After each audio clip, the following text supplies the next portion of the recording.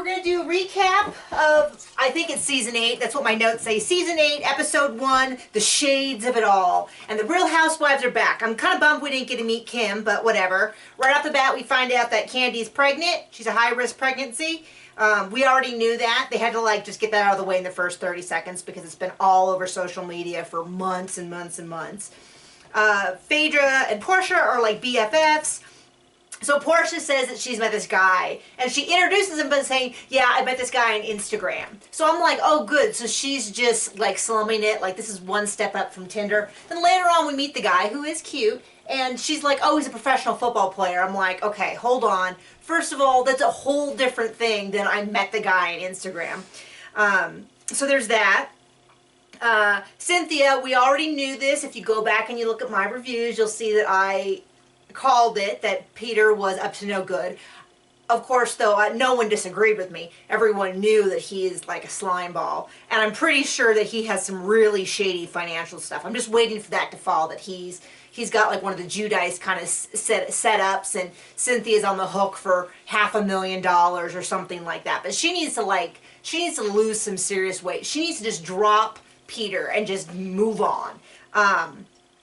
Anyway, so they saw a video, and he's like, oh, it's no big deal. And we're like, yeah, kind of a big deal.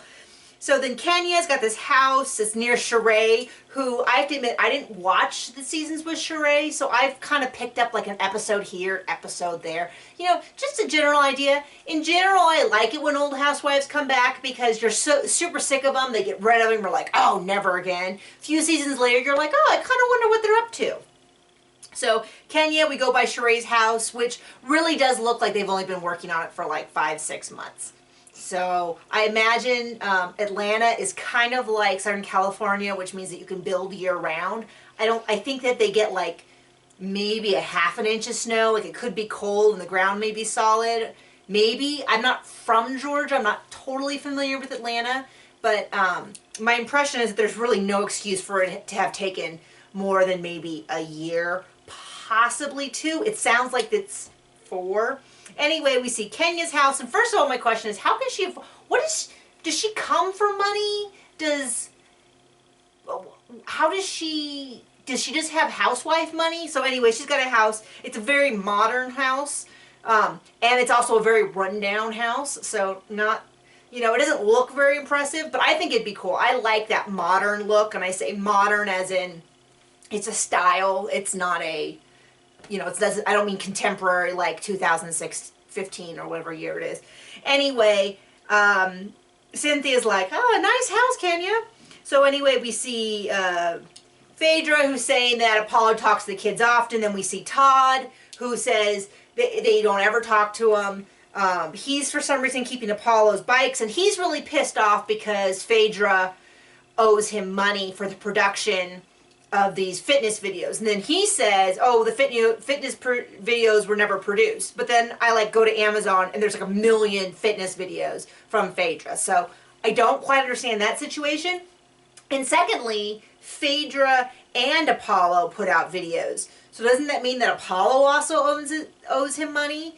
So I'm a little unclear on whose side I'm going to take, because you pay your bills. That's that. You pay them.